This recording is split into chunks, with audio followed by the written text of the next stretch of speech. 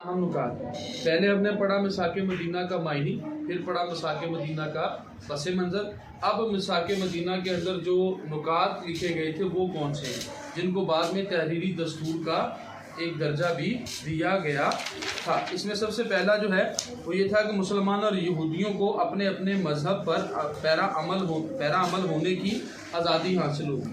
मुसलमान अपने मज़हब पर अमल करेंगे, यहूदी अपने मज़हब के ऊपर अमल करेंगे। मदीना मुनव्वरा पर बैरूनी हमले की सूरत में मुसलमान और यहूदी दोनों मिलकर क्या करेंगे, दोनों मिलकर उसका दिफा करेंगे। ठीक हो गया। अगर कोई कबीला या अगर कोई गिरोह जो है वो उनके ऊपर हमला करने के लिए बाहर से आ जाता है तो ये दोनों मिलकर उसको क्या करेंगे, दोनों मिलकर उसका मुकाबला करेंगे। तीसरा है जंग की सूरत में दोनों फरीक मिलकर जंग के अखराजात बर्दाश्त करेंगे। ठीक है, पहले जंगें थी कि वो अपने अपने खर्चे पर थी, लेकिन अब उनके साथ ये मुआहिदा हो गया कि अगर कोई बाहर वाले गिरोह के साथ हमारी जंग होती है तो उसके अखराजात जो हैं वो दोनों मिलकर बर्दाश्त करेंगे। चौथा था किसी भी इख्तलाफ या झगड़े का हतमी फैसला हजूर नबी करीम सल्लल्लाहु अलैहि वसल्लम करेंगे, जिसे फरीकैन तस्लीम करने के पाबंद हों।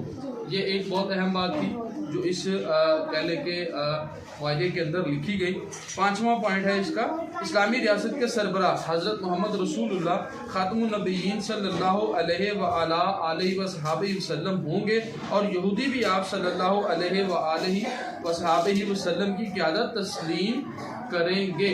ये थे मिसाक मदीना के अहम नुकात जो उस मुआहदे के अंदर लिखे गए और इसको एक दस्तूरी तौर पर एक जो है वो दर्जा भी दिया गया और इस मुआहदे की अहमियत भी इससे जो है वो हमें साबित होती है कि ये दस्तूरी जो है वो दर्जा भी रखता है।